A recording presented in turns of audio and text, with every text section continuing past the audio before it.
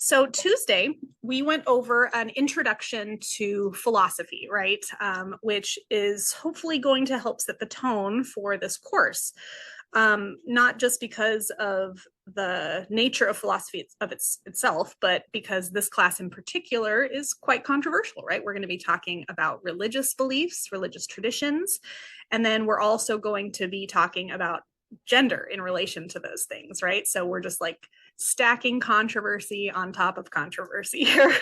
And that can make for some uncomfortable situations. So I just want to reiterate, right? I'm not going to repeat myself what we went over week one or on Tuesday, but the general idea is that we're not concerned with what the beliefs are necessarily, but the reasons behind it, right? Are they good reasons? Have we gone through the work of bothering to formulate reasons at all?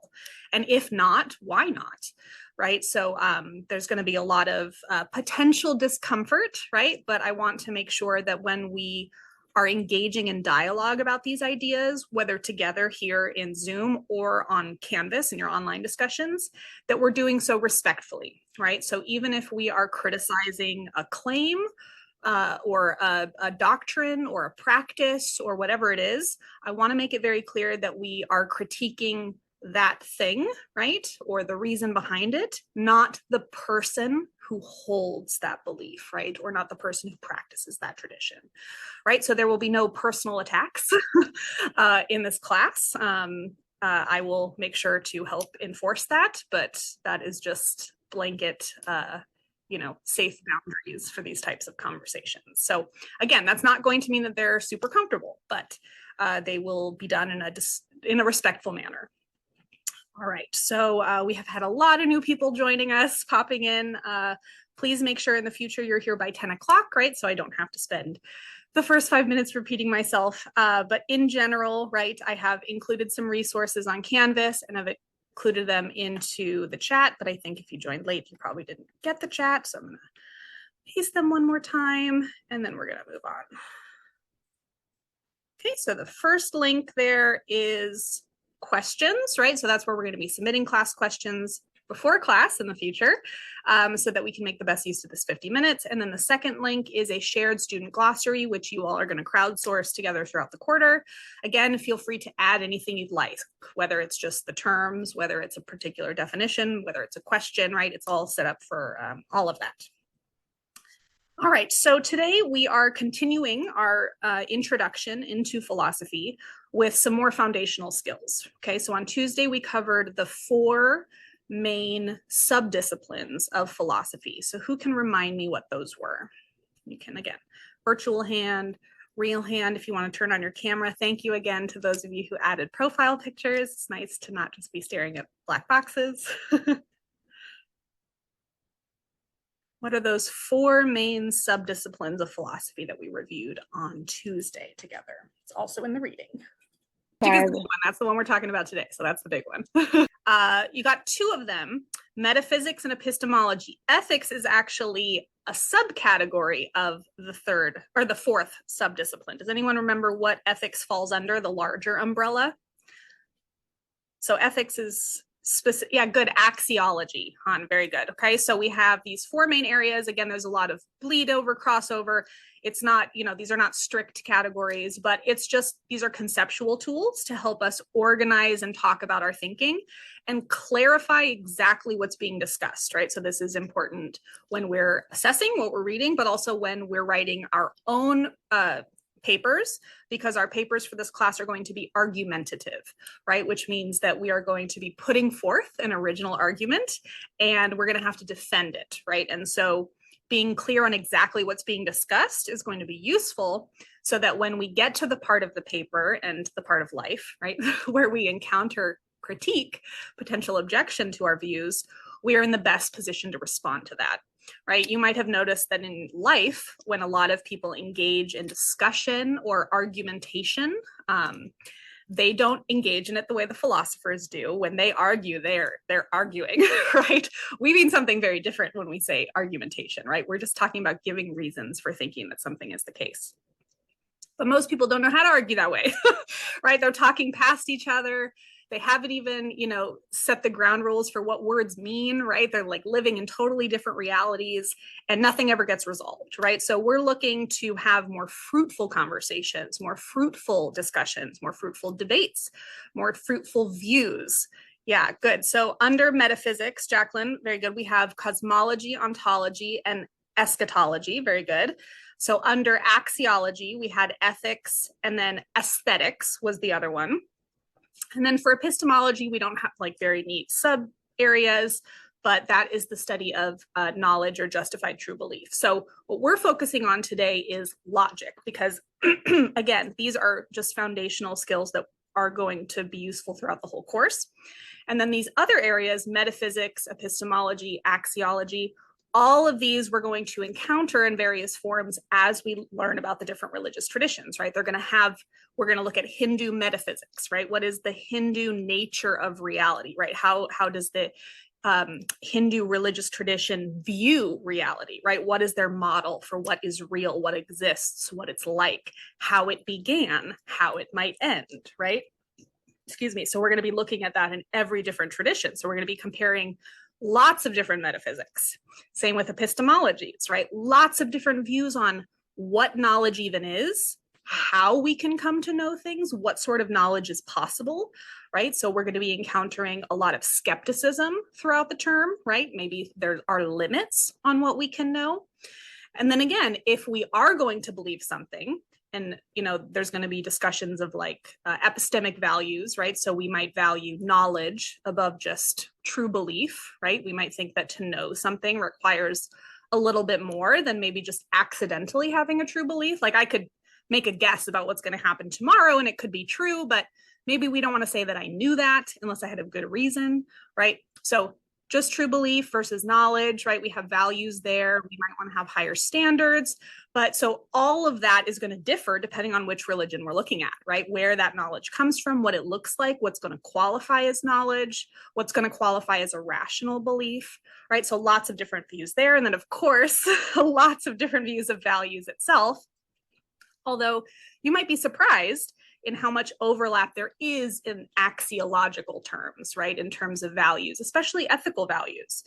A lot of people think that a person's individual morality, right, comes from their religion, right? And what we're actually going to see is that ethics as a study is much, much broader than what most religious traditions traditionally account for, right? So when we get into ethics, we're going to learn about lots of different ethical theories, of which just one is called divine command theory, which is the idea that if a god or gods will something, then that is good, right? So God's will is aligned with the good, and anything against God's will is aligned with bad, right? Or evil. And so that is just one of many possible views that one could take in ethics. And when we look at Eastern traditions, because of their, they have what we're going to call a more inclusive approach in terms of having many different traditions allowed to exist together at one time, we're going to see many different ethical theories, right? So in certain religious traditions, there might just be one set of moral code, right, and conduct for one to follow. But in other religious traditions, there could be many different sets, and it might be more contextually dependent. So we're going to get, again, just lots and lots of different views in all of these different areas. So these terms can help us, again, categorize, understand, conceptualize, and distinguish what exactly we're talking about. So any questions about those general categories? Again, lots of terms. Hopefully we're adding all these terms to our glossary, right? And using that hopefully as a resource for when we take quizzes and as we go through the quarter. Okay, so questions about terms? So then today we are going to focus on logic. And I'm going to give you a super crash course in logic, because logic is a whole class. But again, we're just using some basic foundational components to understand and assess the arguments that we work with. So there are a couple of pages on my website that I want to draw your attention to that will be good references for this, because what we want to focus on specifically are deductively valid argument forms. So that already kind of presupposes you know what a lot of terms mean. You got to know what an argument is. You got to know what a deductive argument is. And then you got to know what it means for that deductive argument to be valid. So who thinks they have any idea what I'm talking about? You can tell us what any of those words mean. We'll get the ball rolling.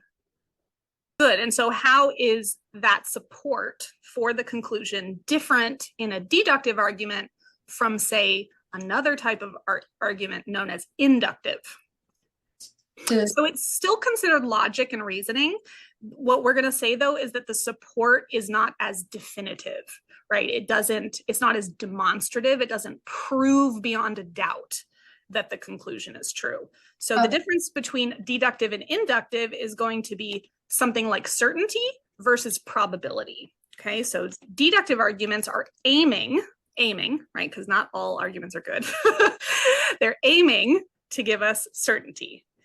Whereas inductive arguments are only at best, even the strongest inductive argument you could possibly get will only ever get you a strong likelihood that the conclusion is true. It can never guarantee the truth of the conclusion, right? So we want to see how the structure of arguments does this, right? How is it just the way I arrange the words, right, in my argument can mean that I'm either proving it or just making it more likely, right? And so that's what we want to start off with our foundational understanding, right? The difference between something that gives certain proof for whatever it's trying to demonstrate, right? That's the conclusion. The support we call the premises, right? So what is the relationship between that support and the conclusion? Are the premises going to demonstrate the conclusion beyond a doubt? This is starting to sound like a court of law, beyond reasonable doubt. Not just what people believe, but like actually logically speaking, it couldn't be otherwise. Or is it only making the conclusion more or less likely to be true? So yeah, absolutely. So this is what's really sort of fascinating when you start to understand inductive reasoning, because it can never get us that certainty, but it is where we get everything that we consider to be knowledge. I want that to sink in for a second. So in order for us as human beings to create a system of knowledge, all of our knowledge is built upon inductive reasoning, right? So our scientific knowledge is all based on induction. Can anyone think of why that is? Why is science only going to be able to give us inductive reasons for things and not deductive proof? Exactly, right? Because inductive reasoning always moves from a particular finite set of observations to a generalization, right? And we can't make generalizations without knowing what's going to happen in the future, right? Exactly. Nothing is certain. Everything is based on laws of nature, right? But we don't know that the laws of nature aren't going to change tomorrow. All we know is that they haven't changed in the past, right? But we've gotten them wrong in the past, right? So exactly, all of this knowledge that we have, right? The idea that the sun will rise tomorrow. I'm sure all of you thought you knew this. In fact, you only have inductively strong reason to believe that the sun will rise tomorrow, right? And so again, this idea of what's going to count as knowledge, what's going to count as rational belief, right? What's going to be your bar? What's going to be your standard for what counts as a good reason, for what counts as knowledge, certainty that something is going to happen? Or do you think that knowledge doesn't require certainty, right? Again, what even is your conception of what it is to know things? So yeah, this notion of even separating deduction from induction is sort of fascinating. If you're interested in this, the philosophical problem is identified first in Buddhism, but of course the Buddhists never get the credit for this. So the Scottish white guy gets the credit, and that is David Hume, and he gets the credit known as the problem of induction. So what's really funny is, you know, Hume has identified this problem, but Hume is also the one who is probably the most famous for being a supportive or an advocate of the scientific method. So he has this very famous line where he says, I'm still going to get out of the way of a running horse, right? Even though I can't know the future, right? It's the best thing that we have to go on. But it's sort of an interesting problem. Okay, so Leah, isn't it also based on things from the past, therefore they can't, exactly, right? All of our knowledge about the way the world is, right? Our metaphysical knowledge, one could say, is inductive, right? Which means that we don't have that certainty about it. So you can see why philosophers are going to encounter a lot of skepticism, right? Because they're realizing this about everything people claim to know. All right, so we have the difference between inductive and deductive arguments, right? And the difference is the relationship between the support or the premises and the conclusion, the thing you're trying to prove. So then we want to figure out not just what type of relationship was being established. Are you trying to prove it? You're just trying to make it more likely. But then we want to see if it's actually, did you achieve the thing you're trying to do? And so for deductive arguments, right, it's either going to be successful or not. If it's successful, it's called valid, which means if the premises are true, the conclusion must also be true. Right? And so this is, again, it's about the structure of the argument, not what the sentences in that argument are saying. So I could come up with a really ridiculous argument and it could still be deductively valid, right? So I could say, if all spaghetti monsters exist necessarily, then I will worship at the altar of marinara. This is ridiculous, right? But I can turn this into a deductive argument. I can say all spaghetti monsters do exist necessarily. Therefore, what's my conclusion, y'all? What has to be true if these premises are true? What am I going to be doing if these premises are true? Well, so that is what premise 2 says, that all spaghetti monsters exist necessarily. So what follows from that combined with premise 1? I will worship at the altar of marinara. Exactly, right? So I said, if something happens, then something else will follow. And I just satisfied the antecedent condition, right? So as long as that's satisfied, whatever I said follows has to happen. Okay. Now, of course, that doesn't mean these statements are true in the real world, but the structure is such that if they were true, the conclusion would have to be true. Okay. So this is the weird thing about argumentation. We're actually looking at the structure of the arguments first before we actually check to see if the statements are true in the real world.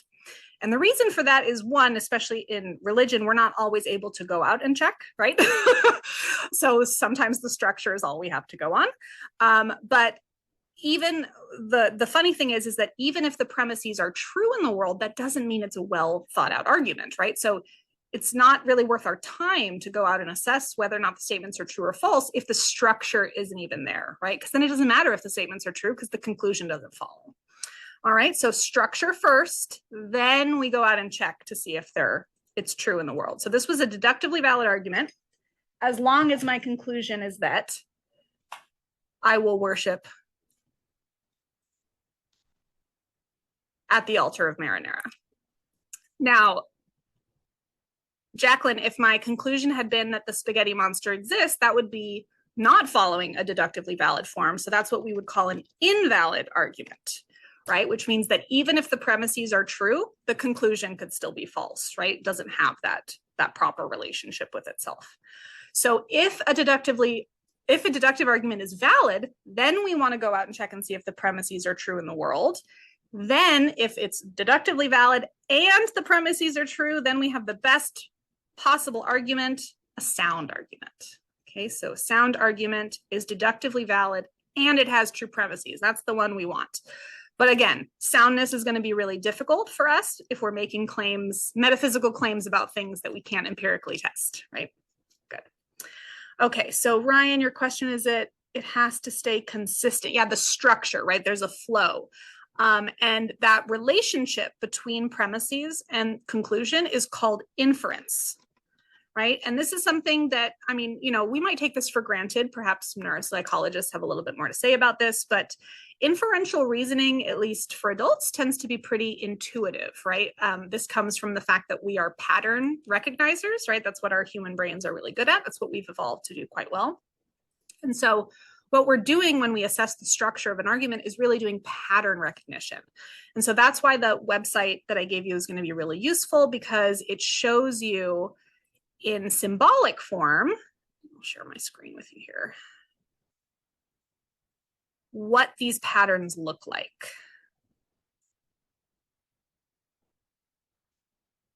All right, so I think you're all able to see this. So this was the website or the link that I shared with you already. But the idea here is that we can work with just these basic deductively valid argument forms. And if we can put something into this form, right, regardless of what we plug in, again, I put in some really weird stuff, right? Treat these like variables of math, right? I can plug anything in for P, but whatever I plug in for P in premise 1, I also have to plug in for P on premise 2, right? Same for Q. But you can see the structure and the pattern is different, right? So here, if P then Q, P therefore Q, same one at the beginning here, same at the beginning here. But because the second premise is different, right, the conclusion is going to be different for each one, right? So the way we structure our arguments is really important in terms of the type of relationship, right, that we're establishing. And then, of course, what sort of proof, demonstrative proof in terms of deductive arguments, we're going to be giving for our conclusions. Okay, so there are lots of possibilities here. You don't necessarily have to worry about this for your own arguments until next week, but you will have some questions on this week's quiz about logic and the different argument forms, which goes with the reading. So let's talk about questions regarding logic. Questions about logic, because it's a lot. Argument forms, if you're not like super mathy person, it might be super intimidating, but there are grammar tricks. But the hardest part for logic, if it feels mathy to you, is when we're translating from, like, if I gave you a paragraph and I was like, turn this into a deductively valid form, like that's the tricky part. But we're going to be doing it the other way. We're going to be creating arguments ourselves. So let me share one more link with you all.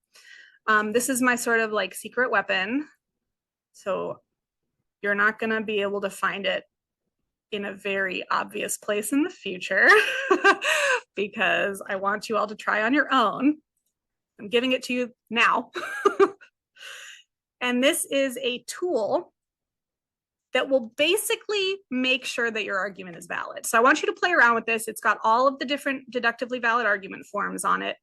And I want you to see the relationship when you type in something into one part of the argument, it's going to automatically populate in the other places accordingly. And you can even make all the arguments work together so you can see the relationship, but it's just a really useful tool to help us understand these types of logical relationships. But I want to show you the big one, the big difference between the two most basic argument forms. And that is the difference between modus ponens and modus tollens. Okay, so those are just fancy Latin words for affirming the antecedent or denying not, right? See, denying not the consequent. So in a conditional statement, you have two parts, P and Q. The first part, that's the antecedent. So these are the conditions that need to be satisfied in order for the consequent to follow, right? The consequence. So what we can do validly is only two things when we have a conditional statement. You can only derive something or infer something from a conditional statement if you affirm the antecedent or deny the consequent. I can't do the opposite though. I can't affirm Q and get anything from that. And I cannot deny P and get anything from that. So I'm going to demonstrate these four to show you how this works. All right, so actually, let me stop sharing since you guys have that link now. Okay.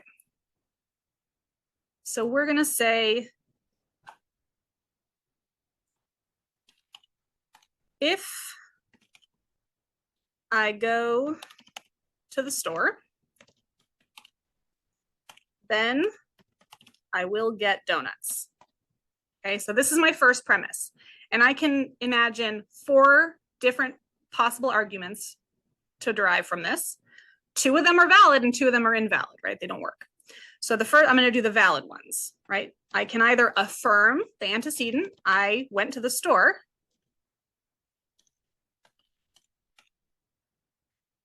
And if that's the case, what can I infer from that? If I go to the store, then I will get donuts. Good, right? If I went to the store, therefore, I got donuts. Okay, so that's one good option. I can also deny the consequent. I can say I did not get donuts. So what can I infer from that?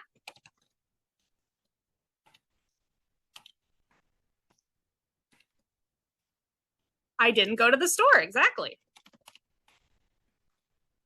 Okay, so those are the only two things I'm allowed to infer from a conditional statement with just one additional premise. There are some other more elaborate ones, but these are the basic ones, okay?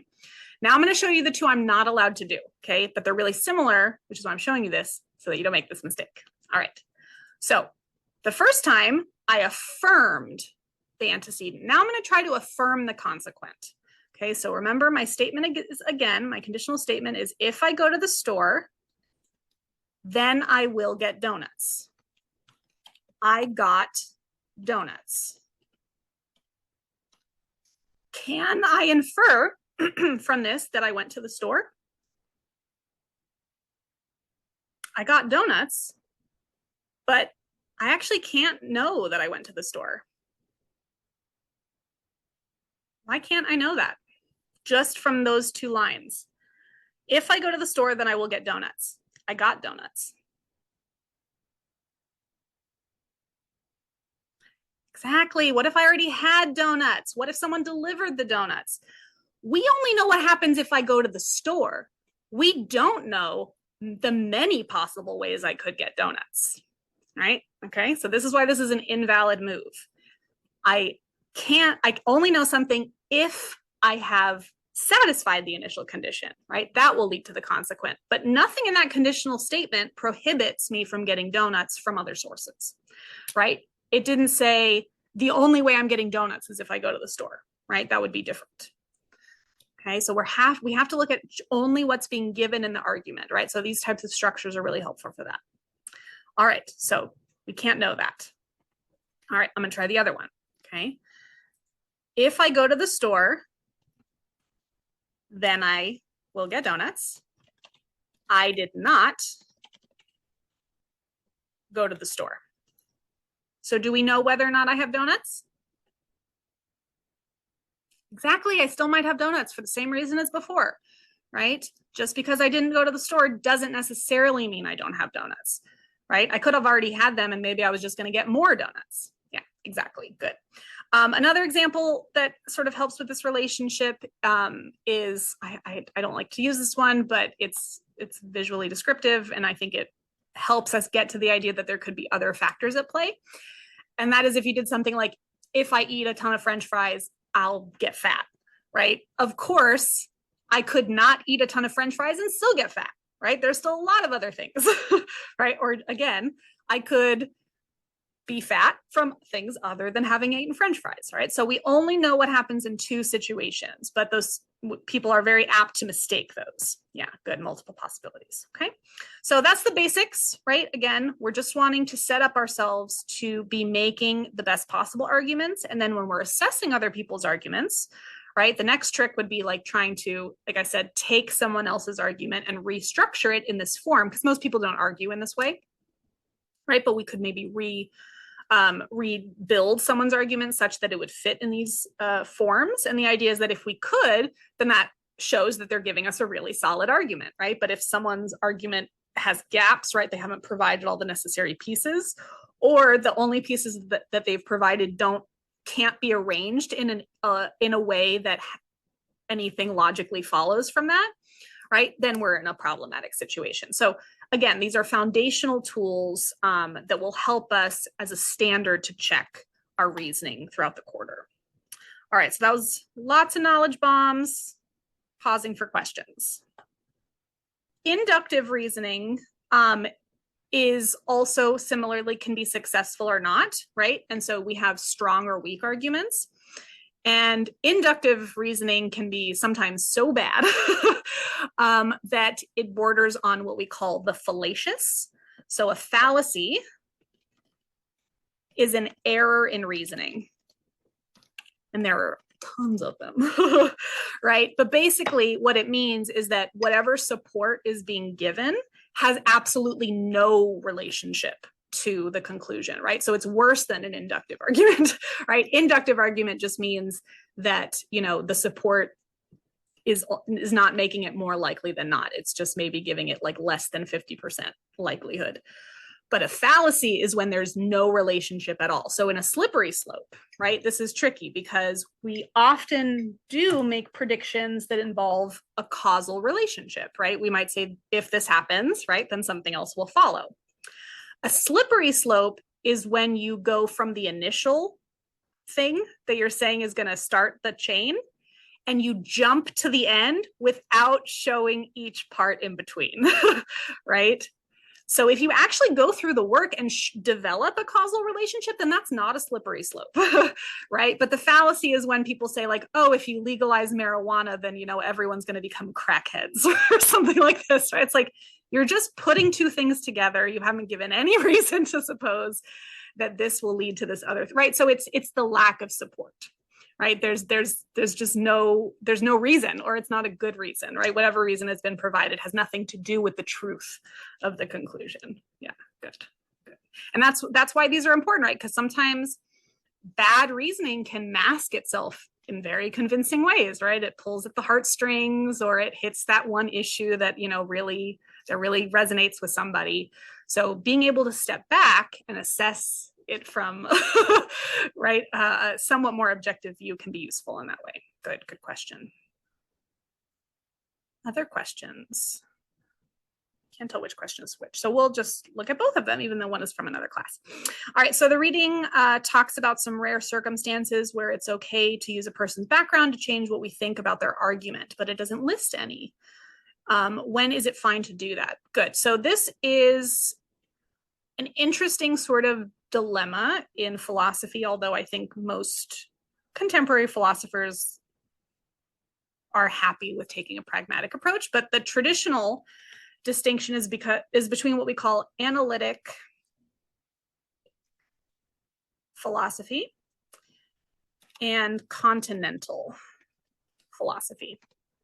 Analytic philosophy says that we can assess a philosopher's argument, right? Just their words, just their ideas, and not necessarily, maybe even intentionally avoid taking into account any of their personal details, right? And this is supposed to make the process objective, right? It's supposed to help eliminate bias, right? Well, continental philosophy says that that's really, in fact, irresponsible, right? Because we know that bias is something that everyone has. And so when we pretend like it's possible to just step outside of it, right, that puts us in a really dangerous situation. That leaves us with dangerous ideas that are just under the guise of objective, neutrality, but in fact have like sneaky, sexist, racist views underlying them, right? So the continental approach is saying we should absolutely assess the argument within the context, not only of the person who wrote it,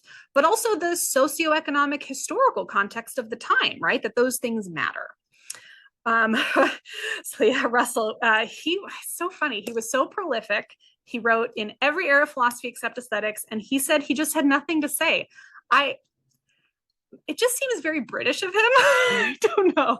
I don't understand. I don't either. Maybe just art wasn't his thing. Like, yeah, nothing about, most philosophers have a deep appreciation for art. Hume very much loved music and, food and revelry and dance and all these things. Even in Confucian philosophy, we're going to see there's a valuable role that art plays, and musical instruments, right, being able to play them. Even the beauty of calligraphy, right, practicing these types of things. They add value not just to general pleasure and happiness in life, but like to your moral character. So yeah, I'm not sure why he didn't have anything to say about that. I'm going to chalk it up to his old Britishness. Yeah, that stiff upper lip. I'm not sure. Good. All right. So yeah, when is it fine to do that? So the one thing we want to be careful of, though, when taking a person's context into consideration, is that we don't want to let it border on the fallacy. So there are a lot of fallacious reasons to disregard someone's argument because we just don't happen to like them, or we think that they're just a terrible person. Now, someone could be a terrible person, but that doesn't mean that everything that comes out of their mouth is a lie. Right? It doesn't mean that everything that they believe is a lie. It may mean that they're not a credible source of information, right? That we ought not take it only on their word.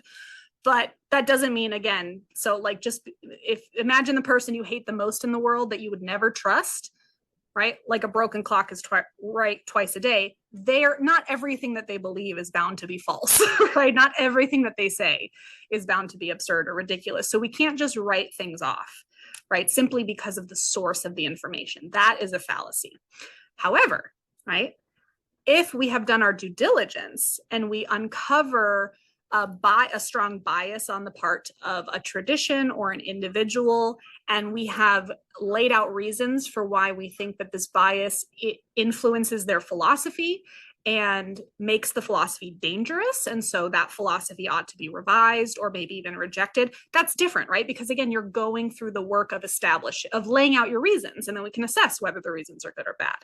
But the fallacy is just to write something off just because, right? Because of what we do or do not like the person. So it also goes the other way, right? We can't just accept something because we like the person, right? Or because we, respect them or something like this. That's equally as fallacious, right? So we have to have good reasons no matter what, whether we're accepting or rejecting, right? Those biases can go in both ways. I'm quarter British and I like all things pretty good.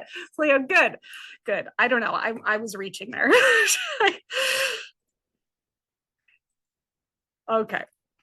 Other question. When people have preferences that exclude traits of racial groups or the group as a whole, is it really considered a preference, or is it considered racism, something more complex?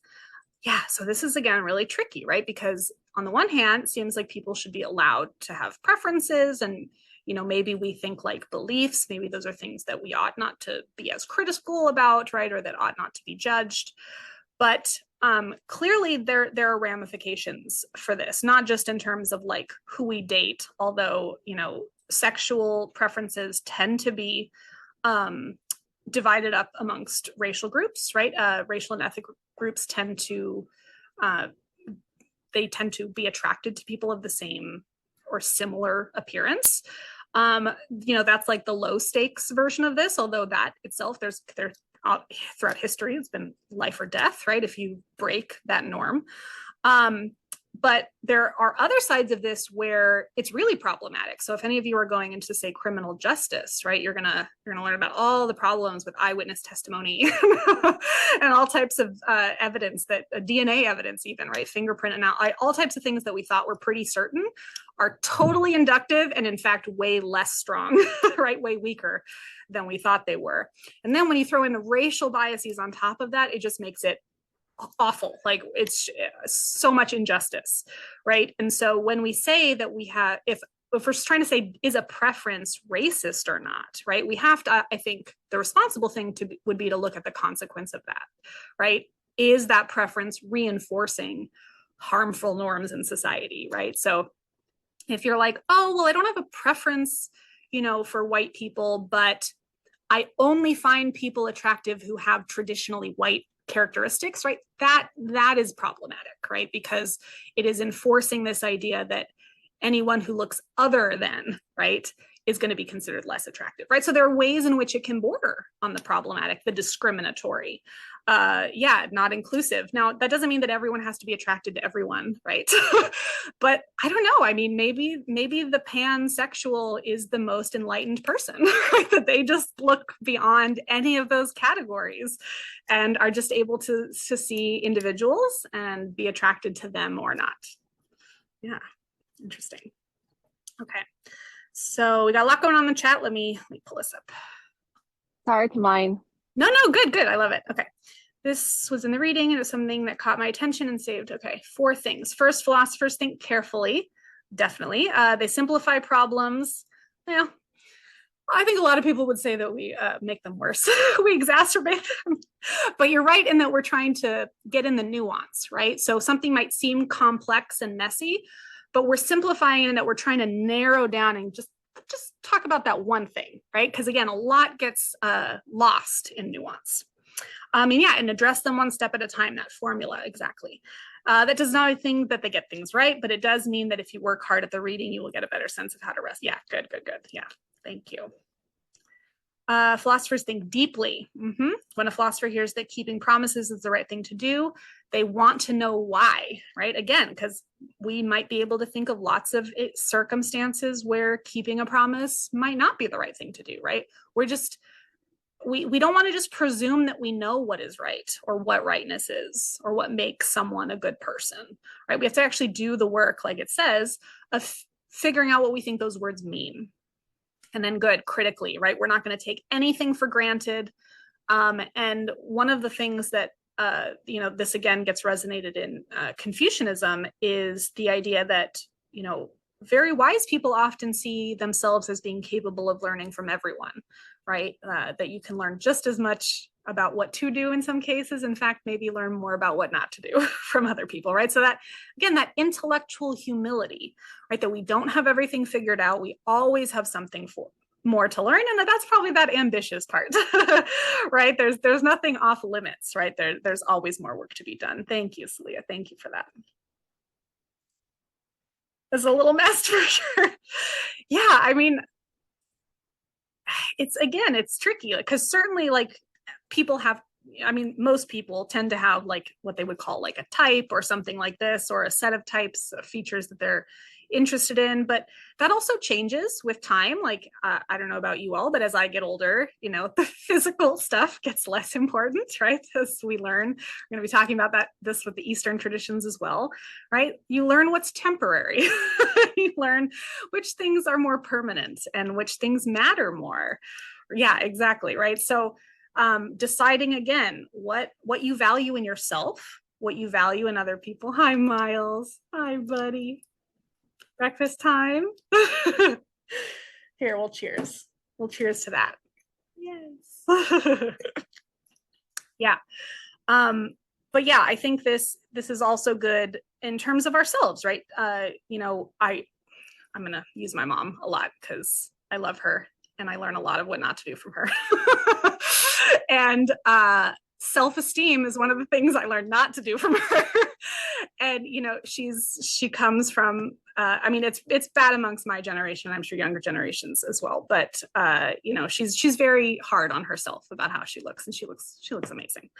But when she compliments other women who are older, I was like, oh, what is it about them that makes them so attractive? And she was like, her confidence. And I was like, oh, what did you just say? So it wasn't the wrinkles on her face, right? It wasn't how thin she was. It wasn't all the things you criticize about yourself, right? That you think make you unattractive. It was just how happy she was with herself, right?